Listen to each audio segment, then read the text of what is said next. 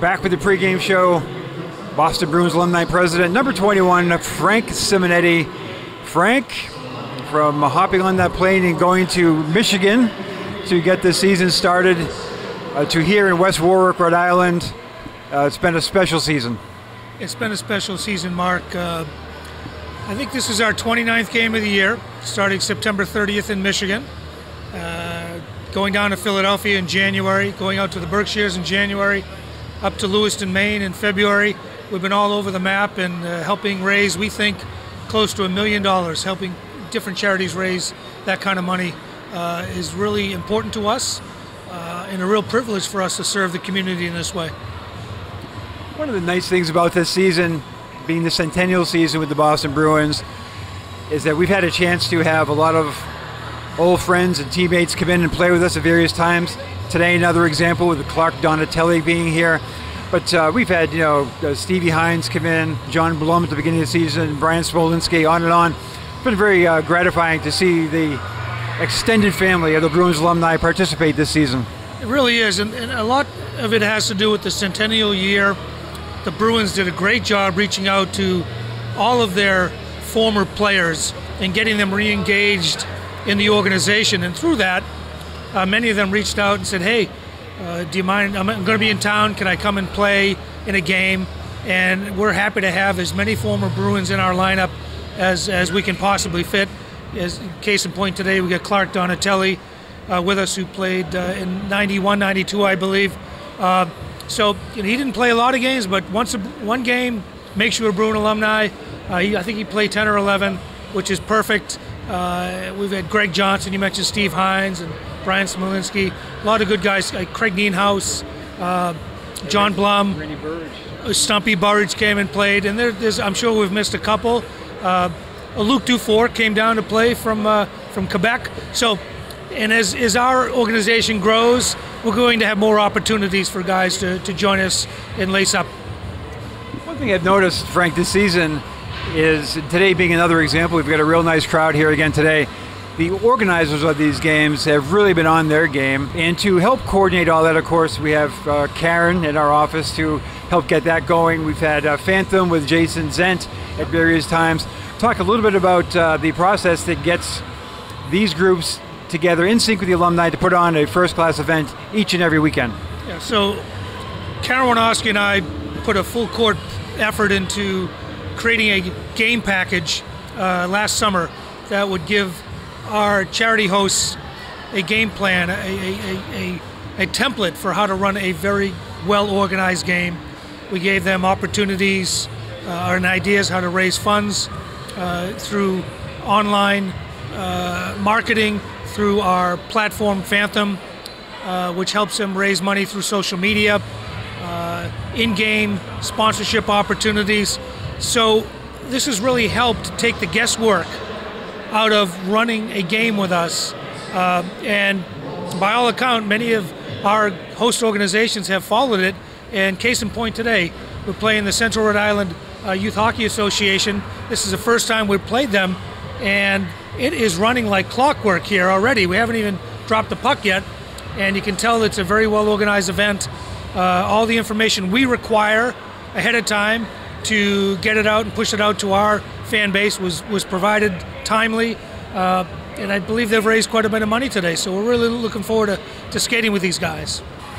Frank, I wanted to just take note of some of the people who've been working with us year after year behind the scenes.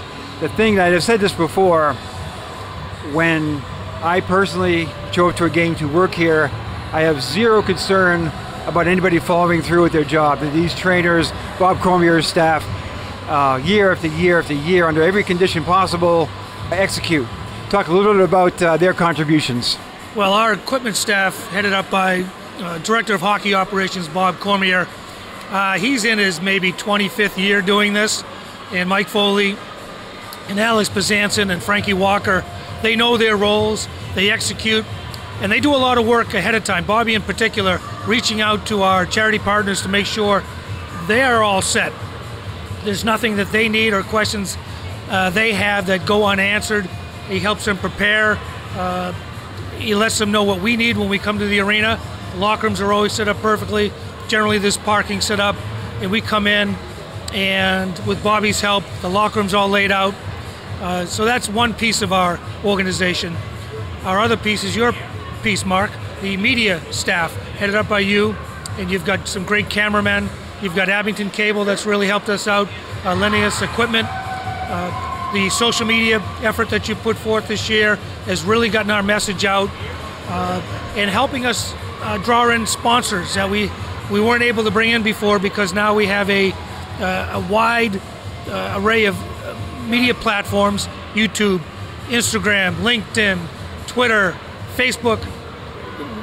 There's something going on every day of the week with regard to the Bruins alumni, and our game broadcasts with Johnny Horrigan calling play-by-play and doing a lot of our interviews is, I would say, the best in the alumni league, the National Alumni League, which there isn't really one, but we like to think we're the best of the best, and Johnny Horrigan and yourself bring that package together. So the benefit to our charity partners is they can rewatch their game about a month or so afterwards, complete with interviews, complete with sponsor drop-ins, play-by-play, highlights of goals, in a full hour and a half plus or minus of a game experience, which does two things for them. They can relive their experience, but they can also take that game package and put it out to their benefactors to solicit more funds. And when they come back again the next year, they can bring in more sponsorships and partners by showing them, look what we did last year, we're going to make it better next year. So we give them a complete opportunity to grow their organization's fundraising just when we come to town. So thank you, Mark, for what you do. And let's touch again on Karen Winofsky. Karen is the Bruins Alumni Coordinator, does a lot of the gritty work behind the scenes, working with the charity partners well in advance, sending out the game packages, making sure all the waivers and the legalities are done, buttoned up, so that when we show up, we don't have to worry about that.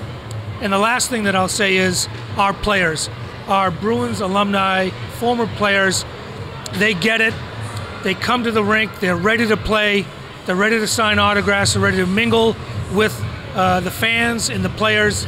And it's got to the point this year, Mark, where we've had so many guys that want to play, we have to turn some away at different games, which is a great problem to have. I think if we go back a few years, there were times when maybe we struggled to get some guys. But building on the legacy of Eddie Sanford and John Busick and Bob Sweeney and Rick Middleton, this thing has grown over 56 years to one of the premier alumni organizations in the country, in the NHL, I would say, so that we're delivering a great product to these guys game in and game out, and couldn't do it without everybody involved. And like you said, Mark, everybody knows their role. There's not a worry about who's going to do what. In fact, they bend over backwards to help each other to make sure this is a great experience for us and for our fans and for the people we play against. Thank you, Frank. Enjoy a great conclusion, and I know you'll have a busy summer, but enjoy a great last game here today, and thanks for all you do. Thanks, Mark. Frank Simonetti.